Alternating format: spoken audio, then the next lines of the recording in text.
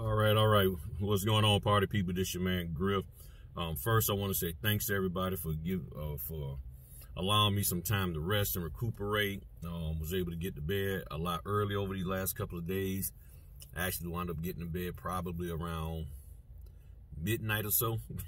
that's early for me. One night, 11 o'clock. So that was real early for me. Look, May is here. Okay, consider May as being here, and it's time for you to prepare for May for closings. April was slow. It was slow for a lot of people, probably everybody. It was slow for me. Even with me taking a week off, it was still extremely slow. And yeah, so the money that I made back in December and January and February, it helped out this month. Okay, it really did for a lot of the stuff I had to get done. But you can't focus on that. Okay, again, more than likely the reason why I could have been slow was because in December, that's when people was on vacation. The average loan closing is taking about 4 months. So if you backdate from April to 4 months ago, that would put you around December.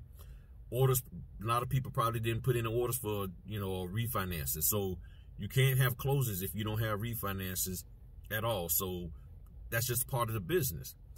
But what you can do is be ready to rock and roll when the orders come in.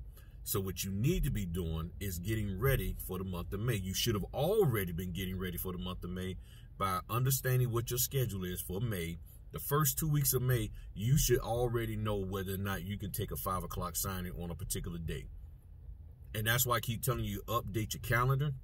As soon as orders come in, boom, you throw them on the calendar.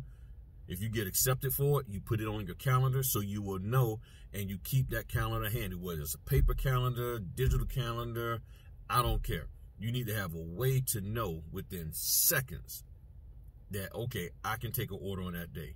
Like May 4th, I'm booked already with 4 closings. May 3rd, I just got booked with 1, so I got 2 on May 3rd. I'm already booked for 1 on May 13th. So you have to know what your schedule is ahead of time, so that way you're not getting inundated with a bunch of stuff. So I'm looking at my schedule for May. I got 2 on the 3rd, 4 on the 4th, 1 on the 5th, nothing on the 6th, nothing on the 7th. So next one is the 10th, then the 13th. You got to know what your schedule is. So if anything came in right now for the 5th, 6th, or 7th, I'm going to be able to just automatically say yes for the 5th after 10 o'clock. So anything after 10 o'clock on the 5th, or 8 a.m. or 7 or 8 in the morning on the 5th, I can say yes to it. I ain't got to think about it. Come the 6th and the 7th, the 8th, the 9th, any of those days, I can automatically say yes. And you have to have your schedule that way in your brain so that you know, okay, I can say yes. There's no thinking about it. I'm available. I'm available. I'm available. You can do that. But if you still sitting here trying to figure out who gonna watch the kids, whether your husband gonna come back in time with the car, whether your wife gonna come back in time with the car, what you got to do with Big Mama and them, what you got to do with Uncle Jed and all that kind of stuff, you gonna miss out on money. So they're sending orders out. So I probably got about maybe 7 or 8, probably more for May already, up to the 13th. But then also got some gaps in there. As soon as the orders come in, I see the date, the time, boom. I already know. I see May 6th, I'm on it. May 7th, I'm on it. It's that simple.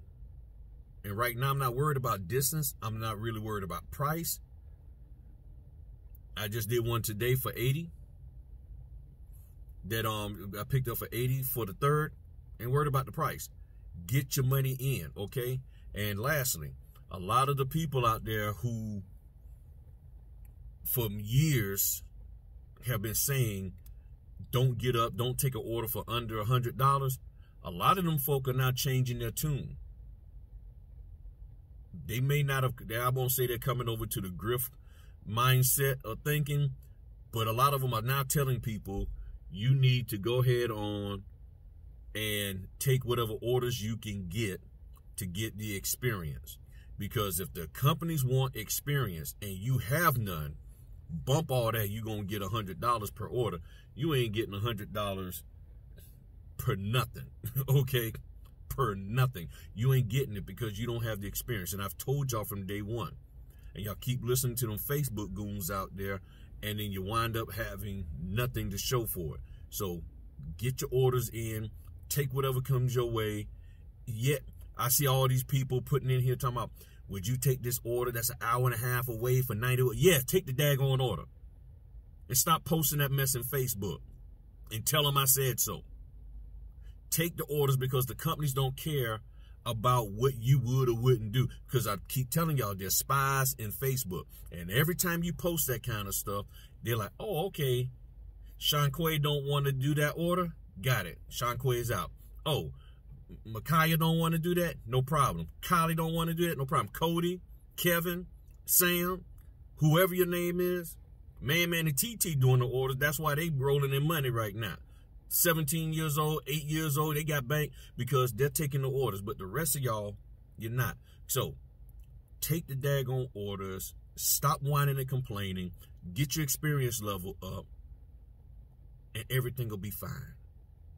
Trust me. That's all I did. That's a lot of, and a lot of these people who told you not to take those orders, that's what they did in the beginning.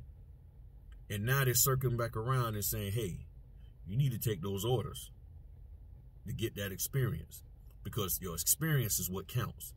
Bottom line. Y'all have a good one. Peace.